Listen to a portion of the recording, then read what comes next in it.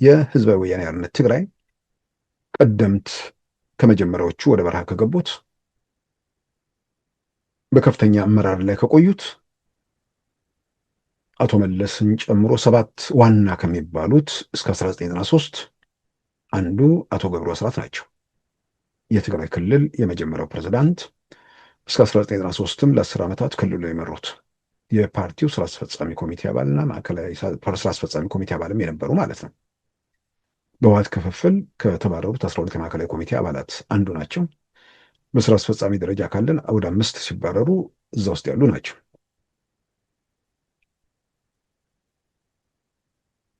እኚህ ሰው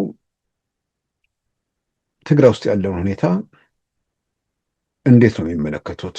ምን እያሉ ነው የሚለውን አሁን እርሳቸውን በብልጽግና ወይ ደግሞ በአሜሪካ ወይ በሌላው ነገር እንትውስ ማለት የሚቻል አይመስለኝም። ምናልባትም ካልተሳሳትኩ ወደ መንግስት መገናኛ ብዙሃንም ሲሄዱ አይተን አናውቅም። ወይ ሪፖርተር ላይ ወይ ሌሎች ላይ ምናምን ላይ ነው የሚናገሩት። ለመጀመሪያ ጊዜ ኢትዮጵያ ዜና አገልግሎት ላይ ሰሞኑ የሰጡትን ቃለ ምልልስ ተከታተልኩ።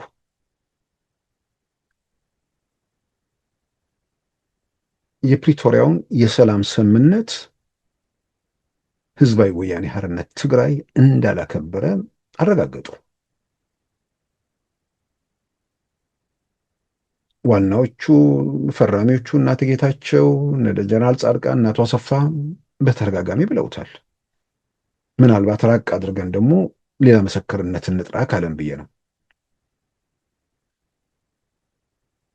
ይህ ቡድን የፕሪቶሪያው ሰላም ስምምነትን ማፍረስ ብቻ ሳይሆን ትግራይን ወደ ሲኦልነት እየቀየረ ያለ ቡድን መሆኑን ተናገሩ። የአምባገነን መንግስት አምባገነን ቡድን እንደነበር አረጋግጠው ዛሬ ግን አምባገነን አይደለም አሸባሪ ኃይል ነው በሚል ገልጸውታል። ሴቶችን፣ እናቶችን፣ ልጆችን እያፈሰ ወደ ካምፕ የሚወስድ ሰዎችን በቀላሉ ሞት የሚያስቀጣ አዋጅ የሚያውጅ አሸባሪ ኃይል ነው በሚል አቶ ገብሩ አስራት ይህንን በአደባባይ ተናግረዋል። ህወሓት አሁን እኔ እንደ ድርጅትም አልወስደውም፣ እንደ ፖለቲካል ድርጅትም አልወስደውም። አሁን ባለበት ሁኔታ ምንድነው እንደሚታወቀው አሁን ትግራይ ውስጥ የጦር አበጋዞች አሉ፣ ዎርሎርድስ አሉ። ድርጅቱን እነዚህ ናቸው የተቆጣጠሩት። ኦፍ ኮርስ የፖለቲካ ኃላፊዎችም አሉ ከነሱ ጋር አብረው የሚሰሩ። ስለዚህ እኔ የማየው ድርጅቱ በአሁኑ ጊዜ ያወጣቸው ህጎችም አያለው የድርጅቱ ናቸው። አሁን የወጣው አዲስ አዋጅ 363 366 2018 የሚል አዋጅ አለ። ይሄ ሙሉ በሙሉ አፋኝ እና አሁን የሚወስደው ማለት ነው ድርጅቱ ወደ ቴሮሪስትነት ተቀይሯል። ድሮ ውል ነበረው የተወሰነ አምባገነን ቢሆንም የሚገዛበት ውል ነበረው፣ አሰራር ነበረው። ድርጅቱን ድሮ እኔ የምገልጸው አምባገነን ድርጅት ሆኗል በሚል ወደዛ ተሸጋግሯል። አምባገነን ነው የሚል ሐሳብ ነበረኝ። አሁን ግን ከአምባገነትም አልፎ ሽብርተኛ ድርጅት ሆኗል። ይሄ ነው እኔ እንግዲህ ይሄ ዝም ብዬ በአዋጆቹን ማየት ይፈልጋል። ሞት ነው የወሰነው በዚህ በአዲስ አዋጅ። ቀላሉም ማለት በሞትም ሊያስቀጣ የማይችል ነገር ሁሉ በሞት እንዲቀጣ፣ በእስራት በእድሜ ልክ እስራት እንዲቀጣ ነው የወሰነው። ከዛም በላይ በየዕለቱ ትግራይ ውስጥ ያለው ሁኔታ ስናየው አሁን ጀስት ሴቶች፣ ወጣቶች፣ ሽማግሌዎች እየታሰሩ እየተሳደዱ ያለበት ሁኔታ ነው እና ሙሉ በሙሉ ትግራይ ውስጥ ያለው አሁን ፍርሃት ከዚህ ድርጅት ሽብርተኛ ባህሪ የተነሳ ይመስለኛል። ከፕሪቶሪያ ሰላም ስምምነት በኋላ እንደ ዲፋክቶ ስቴትስ እየተንቀሳቀሰ መሆኑንም አረጋግጠዋል። እናቱ ለቶም ሌሎችም ምናልባት ለጉዳዩ ባለቤት ከሆኑ ከህብረተሰቡ ጋር ካላቸውን ቀጥታ ግንኙነት መሬት ላይ ያለውን ነገር እንደ ፓርቲም አረና በሚባለው ፓርቲያቸው በኩል የሚያውቁት ነገርም ስላለ ህብረተሰቡ በአፈሳ በተለያየ መንገድ እየደረሰበት ያለውን ነገር ከፕሪቶሪያ ሰላም ስምምነት አለመከበር ትግራይ ውስጥ የፈጠረውን ጫና ያንን ባለመከበር ደግሞ ባለቤቱ ማን እንደሆነ በግልጽ እየተናገሩ ነው። የኢትዮጵያ መንግስትን ለመወንጀል የሚንቀሳቀሱት ወገኖች የፕሪቶሪያ የሰላም ስምምነት በጥቁርና በነጭ በማያጠራጥር መልኩ ያስቀመጠው በፕሪቶሪያ የሰላም ስምምነት መሰረት ያኔ ከመስከረም 30 በኋላ መንግስት የለም በሚል በተደረገው ቅስቀሳ የተመረጠው መንግስት ወይ ደግሞ ቡድን ወይ ደግሞ ስብስብ ህገ ወጥ ነው ብሎ የፕሪቶሪያ ሰላም ስምምነት በግልጽ አስቀምጦት እንዲፈርስ ፈርመው ተስማምተዋል። ትግራይ ውስጥ ምርጫ እስኪካሄድ ደግሞ ጊዜያዊ አስተዳደር እንዲመሰረት ተወስኗል። ያንን የፈረሰውን ምክር ቤት መልሰው ጊዜያዊ አስተዳደሩን አፍርሰው የጊዜያዊ አስተዳደሩን ፕሬዝዳንት እንቅስቃሴ ገድበው እነ ዶክተር ደብረጽዮን በሚንቀሳቀሱበት ሁኔታ ውስጥ በተመሳሳይ በፕሪቶሪያ ሰላም ስምምነት ከውጭ ኃይል ጋር መገናኘት በሚከለከልበት ሁኔታ ከህዝባዊ ወያኔ ሓርነት ማለት ከሻዕቢያ ቡድን ጋር ግንኙነት እየመሰረቱ የትግራይ ተወላጆችን ለአልቡርሃን እየሸጡ በፕሪቶሪያ ሰላም ስምምነት የሚከለከለውን ስልጠና ማድረግ ክልክል ነው። ወታደር መመልመል ክልክል ነው። ዝም ብሎ ጥቅል ትርጉም ላይ ተብሎ የተቀመጠ ሳይሆን በግልጽ መመልመል፣ ማሰማራት፣ ማስታጠቅ የሚል በዝርዝር የተቀመጠ ነገር። ከምንም በላይ በፕሪቶሪያ የሰላም ስምምነት መሳሪያ መፍታት ግዴታ ነው። ያንን የማስፈታቱ ሂደት የሆነ ቦታ ላይ ሲሄድ እንዲቆም አድርገዋል። ምናልባትም ያን የፈቱትን ሰዎች ካላመለጡ መልሰው አፍሰው ወስዷቸዋል ተብሎ ይታመናል። ሰላምን የሚፈልግ ለሰላም ቁርጠኛ የሆነ ከጥይት ደም ተኩስ በመለስ ችግሮች እንዲፈቱ የሚመኝ ሰው የእያንዳንዱን ወገን ኃላፊነት ለባለቤቱ መስጠት ነው። ማን ምን አደረገ የሚለውን ይህ ኃይል የፕሪቶሪያ የሰላም ስምምነት የተመሰረተውን መንግስት አፍርሶ አሁን ራሱን በህግ ያልተቋቋመ ነገር ግን እንደ መንግስት እየተንቀሳቀሰ ያለ ቡድን ነው። ዋናዎቹ የዚህን ስምምነት የፕሪቶሪያ የሰላም ስምምነት የመሩት ኦሉሴጉን ኦባሳንጆን በተመለከተ መቀሌ ለምን ሄዱ፣ ምን አሉ መገመት ነው የምንችለው። ዛሬ ዶክተር ደብረጽዮን በአደባባይ ያፈረጡት መቀሌ በተደረገው ስብሰባ እናንተ ሰዎች ሰላም አትፈልጉም ወይ አሉን። በሌላም በኩል ደግሞ ፌዴራል መንግስቱ ከነከሌ ጋር የምታደርጉትን ግንኙነት እንድታቆሙ ይፈልጋል ብለው ነገሩን። ኣብዚ ሓለፈውን መፅኦም ነይሮም እቶም ናይ ኣፍሪካ ኣቦ ወንበር ናይ ሽምግልና እቶም ነበር ፕሬዚዳንት ኦባሳንጆ ዝመፁ ሰላም ዶ ትደልዩ ዓይነት ሰላም ዶ ኣፈሪና ኔና እንዳ ዓመት ኣፈሪኩና ሰላም ኮሲኢና ኢና ኔና ብታስምዕ መሰረት አይትፍጸም ዘላ ወሐቁሁም ከሻዕቢያ ጋር የምታደርጉትን ግንኙነት አቆሙ ነው ዝም ብለን መጠርጠር እንችላለን። የእሳቸው መልስ ምንድን ነው? እኛ ከጎረቤቶቻችን ጋር ሁሉ ሰላም ማውረድ እንፈልጋለን። ከጎረቤት ጋር ሁሉማ ሰላም ማውረድ ጥሩ ነው። ከጎረቤት ጋር ወታደራዊ ትብብር እየፈጠርክ የክልል ኃላፊ ሆነ ያን አትችልም ነው። እንደ ክልልም አትችልም፣ በፕሪቶሪያ ሰላም ስምምነትም ትከለከላለህ ነው። ስለዚህ የፕሪቶሪያ ሰላም ስምምነት የመሩት ባለቤቶቹ ዋና አደራዳሪዎቹ እስከዚህ ድረስ ከሰላም ጋር በተቃራኒ እየሄደ መሆኑን ራሳቸው በአደባባይ በእንድን ነው ለነ ዶክተር ደብረጽዮን ነግረው እነ ዶክተር ደብረጽዮን ይህን ባረጋገጡበት ሁኔታ ውስጥ ከፕሪቶሪያ ሰላም ስምምነት ጋር ተያይዞ ኢትዮጵያ መንግስት ላይ ምን ጥያቄ ማንሳት ይቻላል? ምንድን ነው የሚፈልገው? ስልጣን ላይ ያለው መንግስት ምን እንዲያደርግ ነው የሚፈልገው? በተደጋጋሚ በግሌ እንደምለው መርከቡን ላይ ሁሉም ኢትዮጵያ ያለ አንዳንድ የታመሙ ሰዎች የዚህ ክልል ጥያቄ በተለይ ደግሞ የቲፒኤልኤፍ ሰዎች ሲያነሱ እጅግ በጣም የሚያም ነገር ነው። የትግራይ ጉዳይ ላይ ሌላው ምን ያገባል ይላል። ኢትዮጵያን 27 ዓመት ቤተ መንግስት ሆኖ ሲቀጠቅጥ ምን ስላገባው ነው? ስለ አማራው፣ ስለ ኦሮሞ፣ ስለ ደቡቡ ምን ስላገባው ነው? መምራትን የሚያህል መግዛትን የሚያህል ነገር ሲፈጽም አትጨቁኑን፣ አትርገጡን፣ ሀገሩ የጋራ ነው፣ ሁላችንም ባለቤት እንሆንበት የሚል ጥያቄ እንጂ ሰፈሩ ምናምን መምንጫው ላይ ጥያቄ የሚያነሳ የለም። በተለይ በሰፈር የተተበተቡ ሌሎች ላይነሱ ይችላሉ። መንደርተኛ ሀሳቡም እንትኑም ቁልቁል ነው። ወደ ላይ የሚበቅል ነገር የለም። እንደ ካሮት የሚባለው ነገር ማለት ነው። ሌላው ኢትዮጵያዊ ግን ዘረኛው እኮ ሀገርን በክሎት ቢሆን እኮ ብዙ ከባድ ነገር ነበርና አብዛኛው ሰው ጋር እንዲህ አይነት ህመም የለም። ብዙ የሚባለው ፖለቲከኛም ጋር እንዲህ አይነት በሽታ የለም። ስለዚህ ኢትዮጵያን ቀጥቅጠው ዘርፈው ሁሉን ነገር ሲያደርጉ ያኔ መብቶ ነው። ትግራይ ውስጥ የሚፈጽሙትን ወንጀልና ነውር እረፉ ብሎ ጥያቄ ማቅረብ ወይ ደግሞ በዛ ጉዳይ ላይ አስተያየት መስጠት ምን አገባ የሚል በዚህ ደረጃ ሰዎች ሲታወሩና ሲታመሙ እግዚአብሔር ይማራችሁ ብቻ ነው ማለት የሚቻለው። ሁሉም ኢትዮጵያዊ በየትኛውም ኢትዮጵያ አካባቢ ላይ መርከቡ ላይ በጋራ አለ። ሽንቁሩ እየበዛ ከመጣ አብረን እንሰምጣለን። ከዛ ውጭ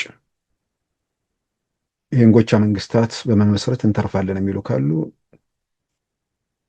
ያው የመደፈን የመታወር ውጤት እንጂ በዛ በኩል የሚመጣ ነገር እንደሌለም ለማንም ግልጽ ነው።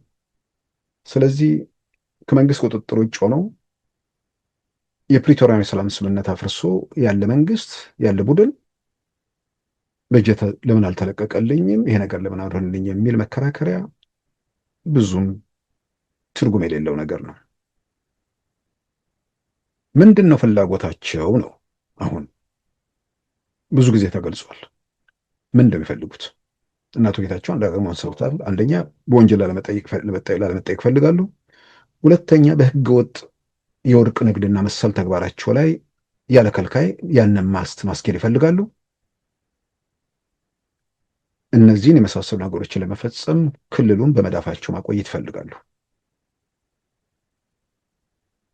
የትግራይ ህዝብ ደግሞ ወጣቱም በቀደም በመጣበት መንገድ እንደማይሄድ በአደባባይ እያረጋገጠ ነው። ስለዚህ የውድድር ሜዳው ክፍት ስለሆነ እዛ ላይ ተወዳድሮ ለመወዳደር ራስን ማዘጋጀት ነው። አሁን ምን እያሉ ነው ነው ጥያቄው። አሁን በብልጽግና መቃብር ላይ ነው የሚለውን በተደጋጋሚ አሁን እያነሱ በአደባባይ ዶክተር አብርሃም ተከስተ ይሄን አንስተዋል። እየተፈጸመ ያለው ግፍም በጣም ከባድ ነው፣ ይገባናል። ስለዚህ ይህ መፍትሄው የብልጽግና ስርዓትን ወደ መቃብር ማውረድ ይሆናል። እነ ዶክተር ደብረጽዮንም ከብልጽግና ሰላም አናገኝም፣ ብዙ ጊዜ ደብዳቤ ጽፈን እንነጋገር ብለን መልስ የለም፣ ሸምጋዮቹም ዝም አሉን አሉ። ሸምጋዮቹ ዝም አይሏቸውም። በፕሪቶሪያ የሰላም ስምምነት መሰረት የተቋቋመውና ያፈረሳችሁትን መንግስት መልሱ ነው። ይሄ ካልሆነ ባልሆነበት ሁኔታ ውስጥ ከህገ ወጥ ከሆነ መንግስት ቡድን ጋር ብዙ ጊዜ ግማሽ መንገድ ድረስ ሄደ ተቀብለው ሁልጊዜም ችግር እየቀጠለ እንትን እያለ የሚቀጥል ከሆነ እስከ መቼ ድረስ በዚህ ሁኔታ ውስጥ መቀጠል ይቻላል? ስለዚህ ሸምጋዮችም ሁሉም ግልጽ ባደረጉት ነገር ላይ በውይይት በንግግር ችግሮችን ለመፍታት የመጀመሪያው የፕሪቶሪያውን የሰላም ስምምነት ማክበር፣ ሁለት መሰረታዊ ነገሮች ቶሎ መፈጸም ያለባቸው አስተዳደሩን መመለስ፣ የዲዲአሩን ፕሮግራም መጀመርና በሶስተኛ ደረጃ ከምን በላይ እንደውም የበለጠ ትኩረት የሚሰጠው የታገቱት ተፈናቃዮች ተለቀው ወደ ቤታቸው መግባት ነው። እነዛ የሚደረጉ ከሆነ ከፌዴራል መንግስቱ ጋር የሚያወዛግብ ሌላ ነገር አለ ብዬ አላምንም። ጊዜ አስተዳደሩ ወደ ስልጣኑ ከተመለሰ በትግራይ ምርጫ ማድረግ የሚቻልበት እድል ሰፊ ነው። ስለዚህ እነሱም እንደ ቡድን ትግራይ ውስጥ የተሻለ ተሰሚነት ካለን ካሉ ከእናቶ ጌታቸውም ከሌሎችም ተወዳድረው ሂደት ውስጥ መግባት ነው። አሁን ይሄኛው መንገድ ስልጣን ላይ ያለው መንግስት በማናቸው መንገድ እነሱ እንደፈለጉት ክልሉን እንደማይሰጣቸው አረጋግጠዋል። ስለዚህ መውጫ መንገድ አድርገው የሚያዩት አሁን ትግራይ ውስጥ እያደረጉ ያሉት እንቅስቃሴ ቀደም ሲል የጠቀስኳቸው አቶ ገብሩ አስራት ያኔ የዛሬ 5 ዓመት ጦርነት ሲጀምሩ በአንድ ወር አዲስ አበባ እንገባለን ብለው ነው አሉ። እሳቸው ዛሬ አይደለም ይሄ የሚናገሩት። በጦርነቱ መሃል የዛን ጊዜ የቀደሙ የህወሓት በተለያየ መንገድ የወጡትን ሁሉ 45ኛ በዓል ስማል ምንድን ነው 45ኛ በዓል በሚል ሰብስቧቸው ነበር። ከጦርነቱ በፊት የቀረ የለም። እዛ ጋር የነበረው በተነጋገሩ ከቀረቡላቸው ጥሪዎች አንዱ እንሰባሰብ የሚል ነው። እኔ ያልኳቸው ይላሉ በሰላም ጉዳይ ላይ ነው የምሰባሰበው፣ ለጦርነት አልሰባሰብም ብዬ በወቅቱ ነገርኳቸው በሚል የዩኤ አንድ አማርኛ ጋዜጣ ነበር፣ ስሙን አሁን ዘነጋሁት። እዛ ላይ ቃል በቃል የተቀመጠ ነገር አለኝ። ጋዜጣው በኦንላይን እንትን ስለሆነ ያንን ተናገሩ። ዛሬ ደግሞ ያኔስ አንድ ወር ምናምን እያሉ ይናገሩ ነበር። አሁን ደግሞ አልቡርሃን ከጎናችን ነው፣ ሻዕቢያ ከጎናችን ነው፣ ፋኖ አለ ምናምን አለ። ስለዚህ አሁን ደግሞ በቀናት አዲስ አበባ እንገባለን እያሉ ነው። ትግራይ ውስጥ ያሉ ሰዎች ሲያሾፉባቸው በእግር እኮ ሳምንታት ይፈጃል፣ እንዴት ነው በቀናት የምትገቡት? በወር ነው ምናምን ይፈጃል እያሉ እየቀለሉባቸውም ነው። ከገቡስ በኋላ ምንድን ነው ግባቸው የሚለውን ደግሞ እየተናገሩ ነው። ሀገሩ ሲፈርስ የትግራይ ነፃ ሀገር ለማድረግ ያለው ድል ማዕከሉ ሲፈርስ ነው በሚል በዛ ስሜት ይንቀሳቀሳሉ ብለው ነው የተናገሩት። እንግዲህ የትግራይ ሀገርነትን ለማዋለድ ኢትዮጵያ ውስጥ ያለው መንግስትና ኢትዮጵያ መፍረስ አለባት በሚል እየተንቀሳቀሱ መሆኑን ነው እንግዲህ ገብሩ አስራት ማብራሪያ መረዳት ይቻላል። እኛ ሄደን እንደገና እናፈርሳለን አሉ። ካፈረሱ በኋላ ግን ምንድነው ዓላማቸው ነው?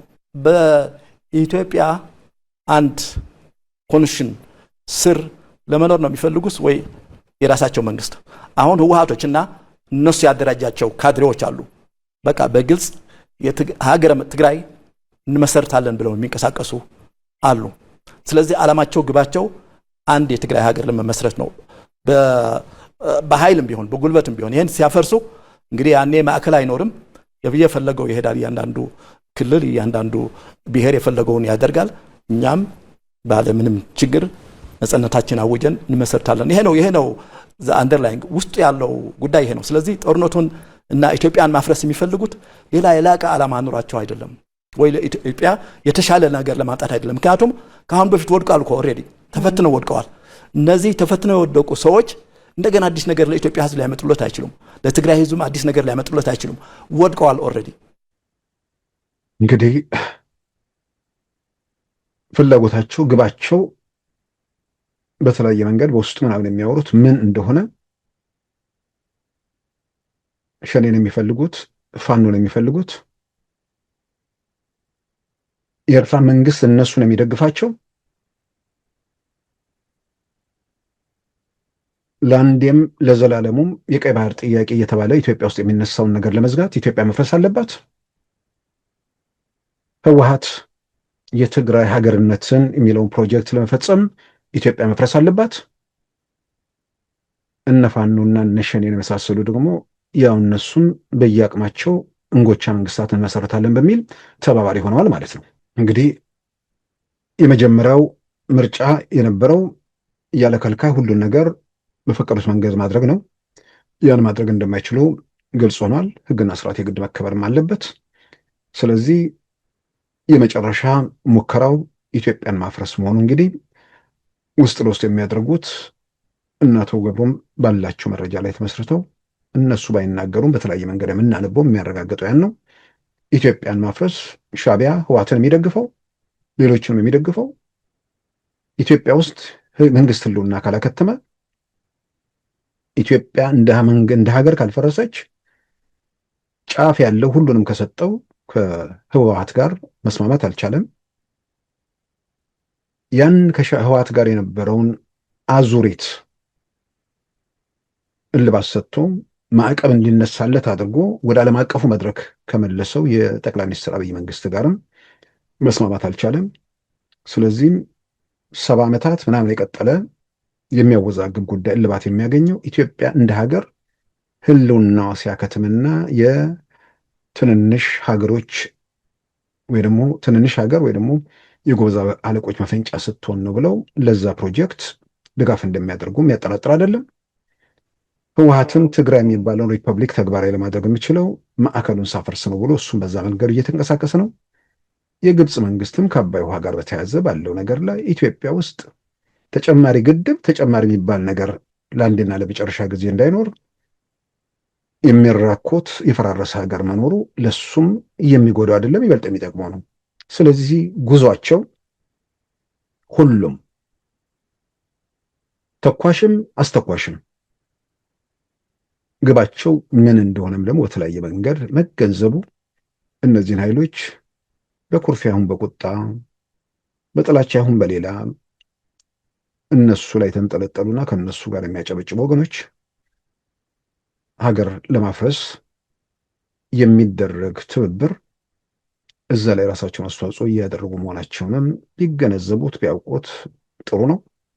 ነገር ግን ያው እባብ ልቡን አይቶ እንዲሉ ዛሬ ባሉበት ሁኔታና ቁመና ከመረበሽ ውጭ ማፍረስ የሚችሉበት ነገሮችን መለወጥ የሚችሉበት እነርሱም አብረዋቸው የሚደግፏቸውም ያን ማድረግ የሚችሉበት ሁኔታ ለመኖሩ ትልቅ ተስፋ ነው። ዞሮ ዞሮ ግን ዓላማቸውና ግባቸው ምን እንደሆነ ማወቁ ለማንም ኢትዮጵያዊ ጠቃሚና አስፈላጊ ነው ብዬ አምናለሁ። ስለዚህ በዚህ ዙሪያ በየትኛው መንገድ የሚነሱ አስተያየቶች ተጨባጭ የሆኑ በምክንያት ላይ የተደገፉ ቢሆኑ ለሁላችንም ይጠቅማል። በሌላም በኩል ደግሞ የእነዚህ ሰዎች ግባቸውን ደግሞ ማወቁ አይከፋም። የምግ ምንድን ነው የሰፈሬ ሰው ቤተ መንግስት ገባ ያለው ብለው የሚመኙ እንደ በፊቱ እያለ ግብር እየዘረፍኩ እየበሉ የሚያስበሉኝ ሰዎች ይመጣሉኛል ብለው ተስፋ የሚያደርጉ የተለያየ ጥያቄና ፍላጎት ያላቸው ሰዎች በምላሹ የሚያገኙት የፈረሰች የተበተነች ሀገር እንደሚሆንም እሱንም ቢያውቁት ማሳሰቡና ማስገንዘቡ ጥሩ ነው። እንዳልኩት ምኞታቸው ነው። ምኞታቸውን ወደ ተግባር የሚለውጡበት አቅምና ቁመና ለመኖሩ ያንን ለመስበር የሚችል ደግሞ ኃይል የተደራጀ መሆኑ ትልቁ ኢትዮጵያ ተስፋ ያ መሆኑን በዚሁ አጋጣሚ መግለጹ ተገቢ ነው ብዬ አምናለሁ።